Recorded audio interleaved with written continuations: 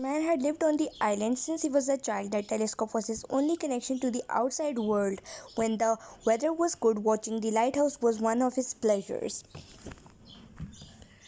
On the island, only the housekeeper Jan lived with Roman. Roman had a deep affection for nature, so he built a rose garden when he was 16 years old and spent his time there with flowers.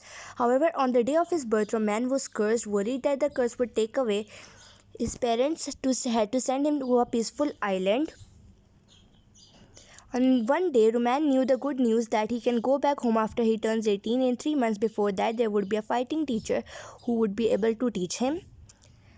As a knight's daughter, Teresa, who had been practicing martial arts for 15 years, was invited to be a fighting teacher, so she had to leave her hometown and went to that remote island. Teresa boarded the boat to the island. Along the way, Teresa spent time reading medical books not only to learn knowledge but also to prepare for emergencies.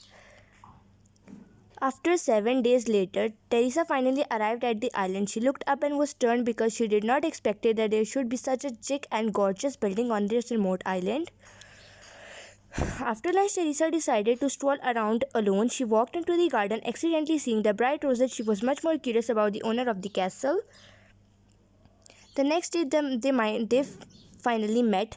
The introvert Roman briefly introduced himself and continued to play piano, but he was full of curiosity about this chic dress girl. In the few next days, Teresa taught Roman swordsmanship and fighting moves. The two of the same age both liked plant and music, therefore they decided to learn from each other. Gradually, they became close. Occasionally, Teresa would use the harmonica given by her mother to play a song for her hometown for Roman, which is Roman's happiest and relaxing moment. So one day, Roman sent Teresa the bell always carried with him. Once Teresa wanted to see him, she could shake this bell and the other bell would ring. This is the secret belonging to them. So, next day, Roman proposed to cancel the training and wanted to take Teresa out to sea. So, Teresa went upstairs and changed into casual clothes. Half an hour later, an elegant, beautiful girl appeared. With golden sunset, they talked happily as the dolphin jumped out of the sea. Teresa played the harmonica. Sometimes, under such a beautiful scenery, they fell in love with each other. Suddenly, a huge wave like a beast hit. Before they reacted, the ship had been overturned. Teresa immediately hugged a heavy object on the boat and tightly grasped the hemp rope. But Roman didn't survive, as it was cursed. After 30 minutes, the sea calmed down. Teresa went to the shore strangely with exhaustion. She called Roman's name over and over again, but no response came. Teresa blamed herself for Roman's disappearance. While comforting her, Jan told her that her secret of Roman's curse on the night of his birth, that misfortune would happen at his age of 18.